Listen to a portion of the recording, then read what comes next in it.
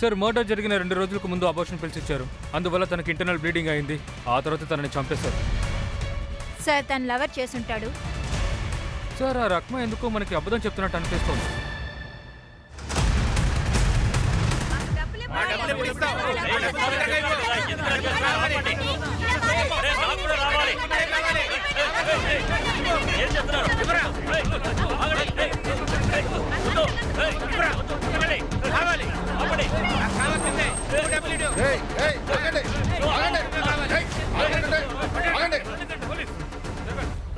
ఇలా చేస్తూ ఉన్నారంటే అందరిని జైల్లో పడేస్తా. వేయండి సార్, జైల్లో వేయండి. అక్కడైనా భోజనం ఇస్తారు కదా. ఈ చందర్ వల్ల ఒక్క పూట భోజనం కూడా చేయలేకపోతున్నాం. అదే సార్, పటేల్ గారు ఉన్నారు కదా, వాళ్ళ ఫైనాన్షియర్స్ అందరూ ఇబ్బంది పెడుతున్నారట. డబ్బులు ఇవ్వడానికి ఆలస్యం చేస్తున్నారు సార్. మాకు కూడా మా డబ్బులు ఇంకా రాలేదు సార్. సరే నువ్వు ఆ విషయం చెప్పావంటే ప్రాబ్లం సాల్వ్ అవుతుంది కదా. ఇతన్ని కొడితే సాల్వ్ అవుతుందా ప్రాబ్లం? ఎవరితో సార్ మాట్లాడాలి? ఆ పాటలు ఏమో అసలు దొరకడం లేదు. ఎవరు ఇస్తారు? ఆగండి, నేను మాట్లాడతాను. రక్మా ఇది, తనకి డబ్బులు అక్కర్లేదా? తను ఇమ్రాన్ దగ్గర డబ్బుని తీసుకుండొచ్చు, అందుకే ఇక్కడ రాలేదు. అమ్మా అన్నం తిను. అమ్మా తినమ్మా. తిను. మీ అబ్బాయి ప్రేమతో వాడి చేత్తో ఇస్తున్నాడు, తిను. మీతో పాటు పనిచేసే వాళ్ళ దగ్గర తిన్నాం కూడా డబ్బులు లేవంట. కానీ మీ ప్లేట్లో భోజనం ఉంది. మీకు డబ్బులు ఎక్కడి నుంచి వస్తున్నాయి? అంటే అలా అయితే ఇమ్రాన్ దగ్గర నుంచి నువ్వు డబ్బులు తీసుకున్నావని మాకు తెలుసు. మరేం చేయమంటారు సార్? పిల్లల్ని పస్తులుంచి చంపలేను కదా. చందర్ మాకు డబ్బులు ఇవ్వడం లేదు, అందుకే ఇమ్రాన్ దగ్గర వడ్డీకి తీసుకుంటున్నాను. వాడు చాలాసార్లు డబ్బుల కోసం ఇంటికి కూడా వచ్చాడు. నేను తిరిగి ఇవ్వలేకపోయాను, అందుకే వెళ్ళిపోయాడు. అసలు డబ్బుల కోసం ముందుగా నేను వెళ్ళింది చందర్ దగ్గరికి. ఇలా చూడు రత్మాయ్, ఈ ప్రపంచంలో చట్టం ఇదే. ఒక చేత్తో ఇవ్వు, ఇంకో చేత్తో తీసుకో. డబ్బులు కావాలి కదా. మీనుని 1 గంట పాటు మోటార్ రూమ్ పంపించు. గంట తర్వాత తన్ని పంపించేస్తాను, అప్పుడు డబ్బులు తీసుకో. ఊరిని జిమ్మడా, ఏం చేస్తున్నావు? నాలుకని తెక్కొచ్చేస్తాను కబడ్డా. వద్దు వదిలే, నేను చెప్పేది విను. ఇమ్రాను మిగతా వాళ్ళు వచ్చి నన్ను అడ్డుకున్నారు. ఒక చిన్న పిల్ల గురించి నాన్న మాట్లాడినాడు. తన చిన్న పిల్ల కాదు, ఎదిగింది. ఇంటి నుంచి పారిపోయేంతగా ఎదిగింది. ఏంటి? అవును, మీ అమ్మాయి ఇంట్లో నుంచి రెడ్ కలర్ బ్యాగ్ని తీసుకుని వెళ్ళిపోయింది.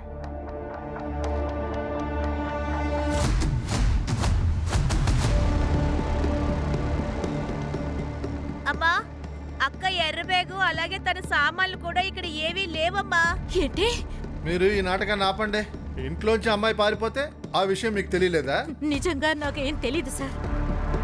ఒకవేళ నాకు తెలుసుంటే తన్ని ఎందుకు వెళ్ళనిస్తాను? మీరు వీడిని ఒక 5 నిమిషాలు బయటికి పంపించగలరా?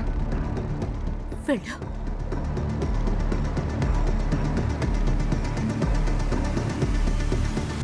ఆ అమ్మాయి బాయ్ ఫ్రెండ్ ఎవరు? మీ అమ్మాయి 2 నెలల ప్రెగ్నెన్సీతో ఉంది. ఆమెకి మందిచ్చి అబార్షన్ చేయించారు. అలా ఎవరు చేస్తారు? మీరే చేసి ఉండొచ్చు. మీ పేరు చెడిపోద్దని మీ అమ్మాయిని మీరే. నేనెందుకు తన్ని చంపుతాను? నేను నా బిడ్డ మీద ఒట్టేసి చెప్తున్నాను, నేను అలా ఏమీ చేయలేదు. సార్ నాకెందుకు నిజమే అనిపిస్తోంది. షిర్కే ప్రతి తల్లి తన బిడ్డ మంచిదనే అనుకుంటారు. చందన్ని తీసుకురండి, వాడి మీద అనుమానంగా ఉంది. నువ్వే మెనూని చంపావా? అరే నేనెందుకు చంపుతాను సార్? నాకు కోరికున్న మాట నిజమే, కానీ నేను చెప్పలేదు సార్. ఎందుకు సార్ కొడతారు? నేను చంపలేని చెప్తున్నానుగా. వీడు నిజం చెప్పే వరకు వీడిని కొట్టండి. సార్ నా మాట వినండి సార్. సార్ నా మాట వినండి సార్, ప్లీజ్ నేను చెప్పేది వినండి సార్. సార్ మీను ఇంకా భీమ్ ప్రేమించుకుంటున్నారు అనుకుంటున్నాను. మీను ప్రెగ్నెంట్ అవడం వల్ల భీమ్ రెస్పాన్సిబిలిటీ తీసుకోవాలని చెప్పుంటాడు. కానీ ఈ భీమ్ ఎక్కడా? సార్ తన ఫోన్ ఇంకా ఆఫ్లోనే ఉంది. ఆన్ చేస్తే మనం కనిపెట్టేయచ్చు.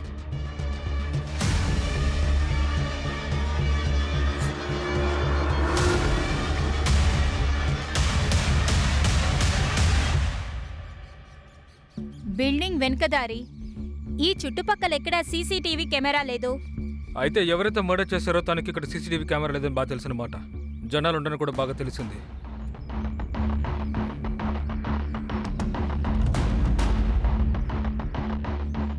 ఏయ్ ఏ ఆగు ఏయ్ సరే ఆపు. ఇక్కడ ఏం చేస్తున్నావు చెప్పు.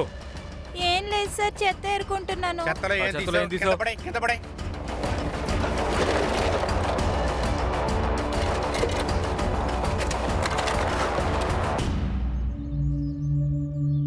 సార్ ఇవి చేతబడి చేసే వస్తువులు.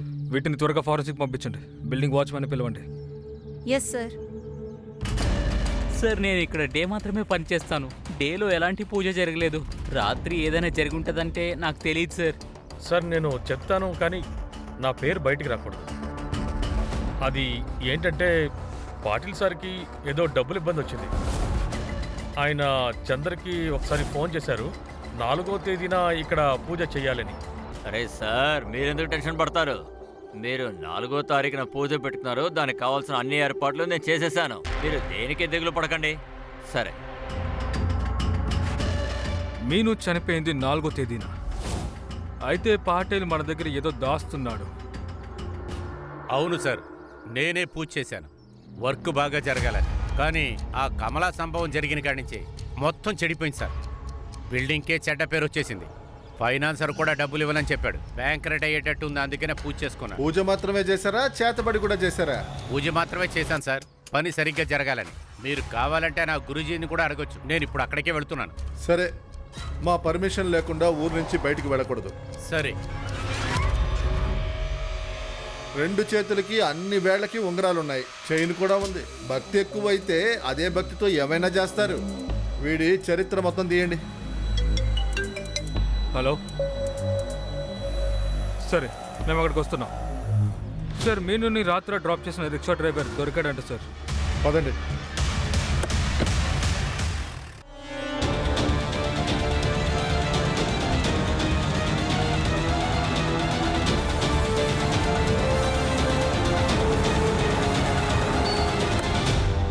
సార్ నేను ఆ అమ్మాయిని మాల్కి నగర్ కార్నర్లోనే వదిలేశాను. తర్వాత అక్కడ నో ఎంట్రీ ఉందని నేను వెంటనే తిరిగి వెళ్ళిపోయాను సార్. తర్వాత ఆ అమ్మాయి కూడా వెళ్ళింది. ఇక్కడ ఏదైనా వ్యత్యాసంగా తేడాగా ఏదైనా చూసావా? లేదు సార్. ఇక్కడ ఎవరైనా మీనుని చూసారేమో కనుక్కోండి.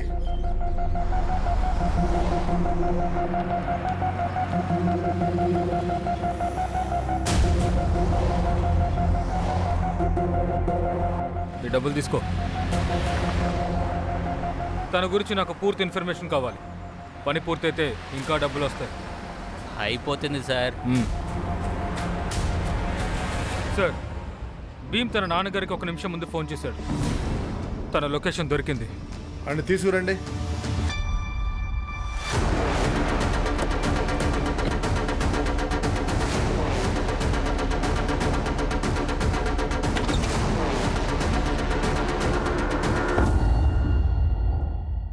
సార్ నేనేం చేయలేదు సార్. అమ్మ తోడు సార్, నేను అసలు ఏం చేయలేదు. ఏం చేయలేదంటే మరెందుకు పారిపోయావు? సార్ సార్ నేను కొద్దిగా భయపడ్డాను సార్. సార్ మీనుని నేను ఎంతో గాఢంగా ప్రేమించాను సార్. మొదట్లో తన కూడా నన్ను ప్రేమిస్తుందనుకున్నాను. రక్మక్క కూడా నేనంటే చాలా ఇష్టం సార్. ఏదైనా కావాలనుకుంటే అప్పుడప్పుడు మీనుని నా దగ్గర పంపిస్తూ ఉంటారు. బియ్యం కోసం లేదంటే నూనె కోసం. మీను నాకే సొంతం అనుకున్నాను. తను నన్ను ప్రేమిస్తుంది అని అనుకున్నాను. 4వ తేదీన ఏమైందో కాస్త చెప్పు. మీను పారిపోవడం నువ్వు చూసావు కదా? అవును సార్, మీను ఇల్లు వదిలి పారిపోతోంది.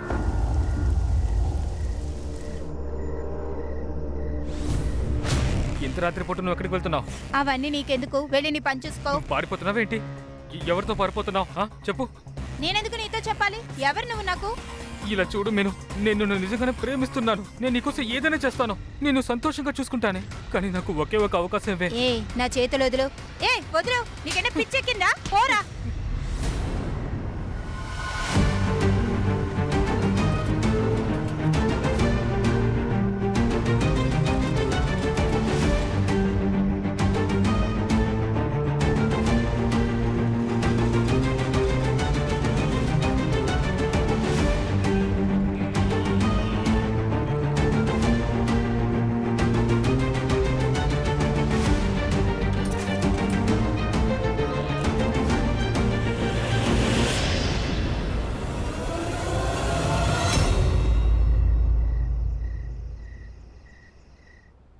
మంచి కథ చెప్పావు, కానీ ఇది నిజం కాదు.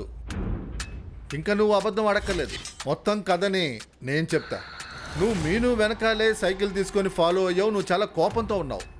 మీను ఆటో నుంచి దిగిన వెంటనే తను ఒంటరిగా ఉండడం చూసి తన గొంతు నులిమి అక్కడే చంపేశావు.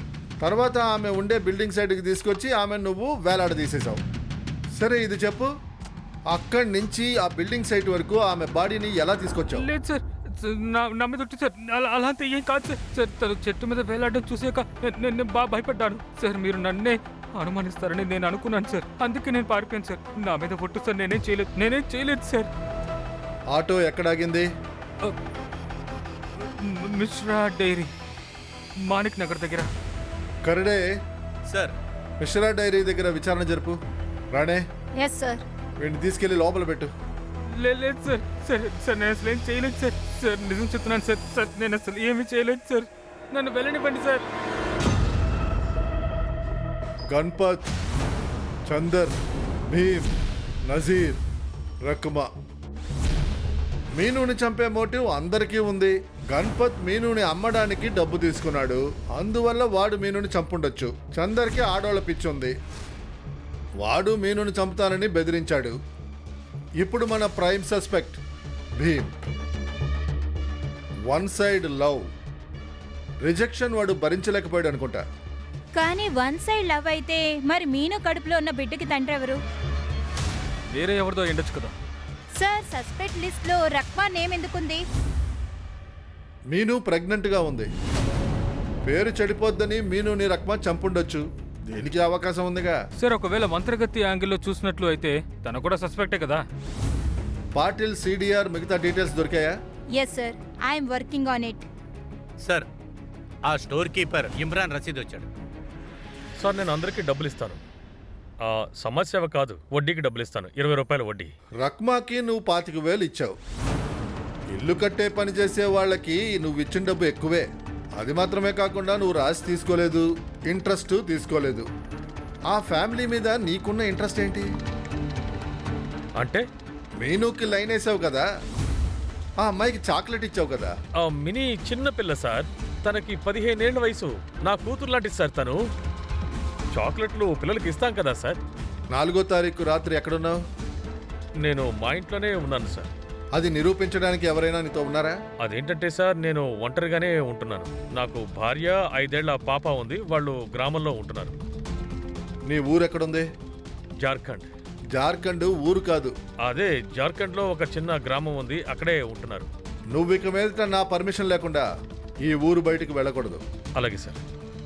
సలాం సార్. ఏమనుకుంటున్నారు సార్? అన్నీ పొడుపు గదల్లా ఉన్నాయి. అక్కడ ఇక్కడ తిరిగి మళ్ళీ అక్కడికే వస్తున్నావు. సార్, పాటిల్ సిడిఆర్ రిపోర్ట్ వచ్చింది.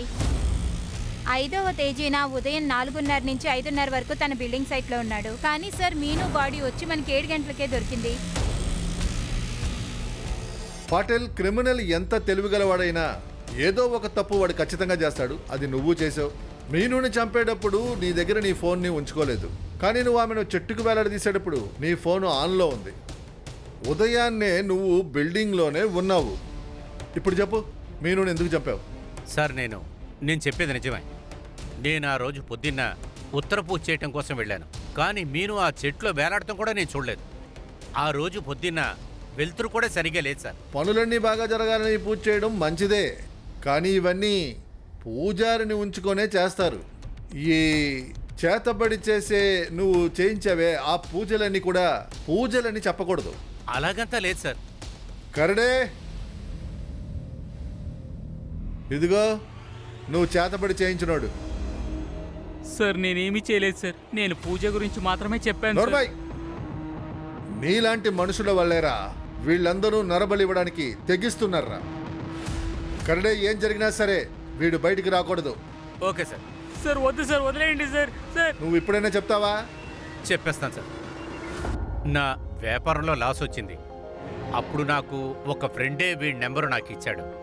దాని తర్వాత నేను వీడిని కాంటాక్ట్ చేశాను, వీడి దగ్గరికి వెళ్ళాను, వీడిని వెళ్ళి కలిశాను కూడా. Claim, claim, claim. హూ! ఆ చోట్లో ఒక ఆత్మ తిరుగుతుంది. ఒకవేళ దాన్ని శాంతి చేయాలంటే దానికి 18 వయసుకు కిందుండే అమ్మాయిని నువ్వు బలి ఇవ్వాల్సిందే. ఆవిడ్ని చంపి చెట్టుకి ఉరి వెయ్యాలి నువ్వు. ఈ నకిలీ మంత్రగాడు నీకు నేర్పించాడు, అది నువ్వు అలా చేసేసావు. లేదు సార్, అంతా కరెక్ట్గా జరగాలని అనుకున్నాను, కానీ ఎవరిని చంపాలనే ఉద్దేశం కాదు సార్. అందువల్లే నేను వీడిని వదిలేశాను. నా గురూజీ దగ్గరికి వెళ్ళి నేను పూజ చేయించుకున్నాను. ఈ నకిలీ మాంత్రికుడు నీకు ఏం నేర్పించాడో అదే రకంగానే మీను చనిపోయింది. వీడిని లోపల పెట్టండి. సార్ సార్ ఉండండి, నేనేం చేయలేదు సార్. సార్, నేను మిషేరీ ఏరియాలో విచారించాను. ఆ రోజు రాత్రి మీనుని ఎవరో చూడలేదంట. ఎందుకంటే మీను మాణిక్ నగర్కి వెళ్ళలేదనుకుంటా. మీన్కి ఆటో రిక్షా వాడికి ఏదైనా సంబంధం ఉండొచ్చు. ఇద్దరు కలిసే మీనుని చంపుండొచ్చు. ఆ రివార్డ్ దొరుకుతుందిలే, don't worry, be happy. Sir, Manik నగర్లో ఒక బ్యాగ్ దొరికిందంట. అందులో మీను ఐడి ఉందంట. సార్, మనం సీసీటీవీలో చూసాం కదా, అదే బ్యాగ్ సార్ ఇది. సార్, ఈ బ్యాగ్ లోపల సగం కాలిపోయిన బట్టలు ఉన్నాయి. ఇంతకు మించి డీకే టైలర్ ఇంకా ఒక బ్యాగ్ ఉంది. చూస్తుంటే బాగా ఎక్స్పెన్సివ్ కుర్తాలా ఉంది సార్ ఇది. సరే, నువ్వు ఒక పని చేయి షిర్కే. ఈ డీకే టైలర్స్ ఆ ఆనంద్ నగర్లోనే ఎక్కడో ఉండాలి, నువ్వు చూడు. సరే సార్.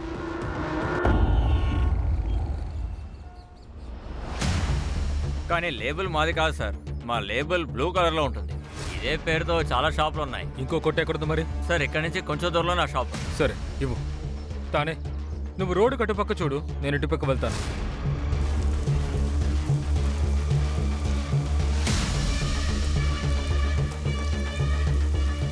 ఈ కుర్తా మీ కొట్లోదో చూడండి. అవును సార్, ఇది నేనే కుట్టాను. ఖచ్చితంగానే చెప్తున్నారా? ఈ కుర్తాని నేను ఒక అమ్మాయికి ఇచ్చాను.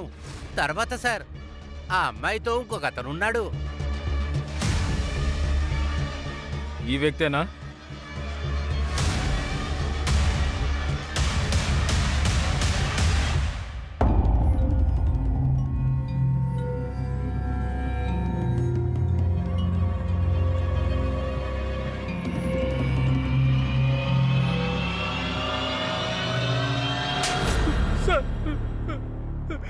సార్, తప్పైపోయింది సార్.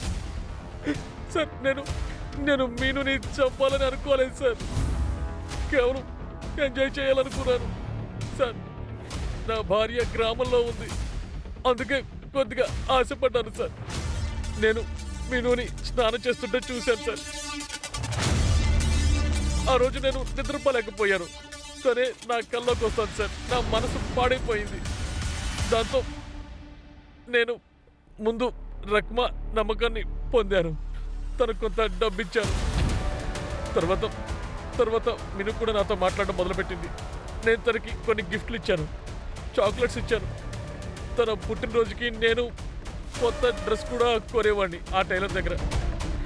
నాకు పిచ్చి పడుతూ ఉండేది సార్. నా బుర్ర పనిచేయడమే మానేసింది. తర్వాత తనకి నేనేం చెప్పానంటే, నేను నీకోసం పుస్తకాలు తెచ్చానని. ఆ పుస్తకాలు తీసుకోవడానికి రాత్రి నా దగ్గరికి వచ్చింది సార్.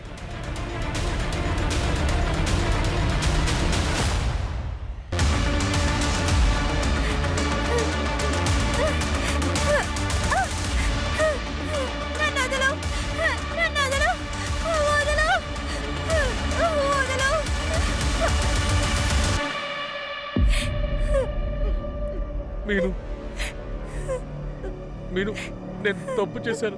నేను నిన్ను ప్రేమిస్తున్నాను. నువ్వు నన్ను ఎప్పటికీ ప్రేమించవని తెలుసు, నా దానివి కావని తెలుసు. అందుకే నేను ఇలా చేశాను. కానీ మనం పెళ్లి చేసుకుందాం. నువ్వు పెద్దగా చదువుకోనక్కర్లేదు. నీ కోరికలన్నీ నేను నెరవేరుస్తాను. మీ కుటుంబాన్ని కూడా నేను చూసుకుంటాను. మీరు ప్లీజ్. దాంతో తనకి నా మీద చాలా నమ్మకం ఏర్పడింది. తర్వాత నేను మాణిక్ నగర్లో ఇల్లు అద్దెకు తీసుకున్నాను. నేను తను అక్కడికి పిలుస్తూ ఉండేవాడిని. అంతా బాగానే ఉండేది. కానీ ఒకరోజు తను నన్ను కలవడానికి వచ్చింది. ఒక విషయం చెప్పింది. నేను కడుపుతూ ఉన్నాను. ఏంటి? నీకేమైనా పిచ్చి పట్టిందా? ఇలా చూడు, నేను ప్రొడక్షన్ యూజ్ చేశాను. ఆ బిడ్డ నా బిడ్డ కాదు, వేరే ఎవరి బిడ్డనో నా కంటకట్టాలని చూడకు. సరే, నువ్వు నన్ను రేప్ చేశావు, మృగంలా నడుచుకున్నావు, నీకు కావలసినప్పుడు నన్ను ఉపయోగించుకున్నావు. ఇప్పుడేమో ఇలా మాట్లాడుతున్నావు. ఏయ్, అనవసరంగా గొడవ చేయకు. నీ కడుపులో బిడ్డని తీయించేసుకో. ఎంత ఖర్చు అయితే అంత ఇస్తాను. వెళ్ళ. నేను తీయించుకోను. నువ్వు చెప్పిందంతా నేను విన్నాను. నువ్వేం చేస్తావో అది చెయ్యి. నేనేం చేయాలో అది చేస్తాను. నేను అందరితో ఏయ్, చెప్తాను. విను, విను, విను. ఏయ్! చెప్పేది విను. దయచేసి అలా చేయొద్దు. నేను చెప్పేది విను. నేను భయపడిపోయాను, అందుకే నీతో అలా మాట్లాడాను. మనం పెళ్లి చేసుకుందాం, ఆ? కానీ ఈ పెళ్లి విషయం మీ అమ్మా నాన్నకి తెలియకూడదు. కాబట్టి మనం పారిపోయి పెళ్లి చేసుకుందాం. అందువల్ల మాణిక్ నగర్లో ఉన్న ఇంటికి వచ్చింది. అవును సార్, తను వచ్చే సమయానికి నేను ఇంట్లో వెయిట్ చేస్తున్నాను. నేను అందరినీ వదిలేసి వచ్చేసాను. ఇప్పుడు మీరేం చెప్తారో అదే నేను వింటాను.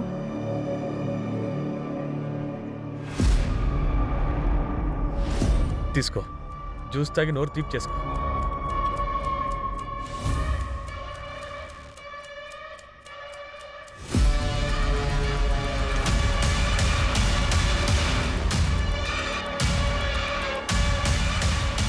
నా దగ్గర మా ఫ్రెండ్ ఆటో ఉంది. నేను మీను బాడీని ఆ ఆటోలో ఉంచి బ్యాక్ సైడ్ రోడ్లో తీసుకువెళ్ళాను. నాకు తెలుసు ఆ రోడ్లో సీసీటీవీ లేదని.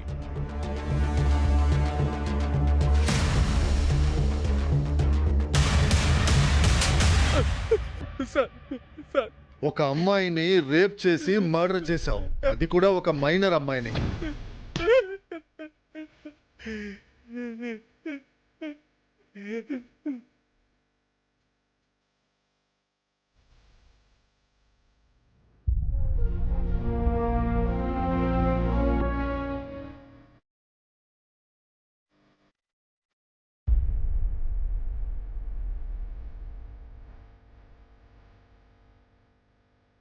సార్, ఈ బిల్డింగ్ ఇద్దరి ప్రాణాలు తీసుకుంది. ఇదొక రాక్షస బిల్డింగ్.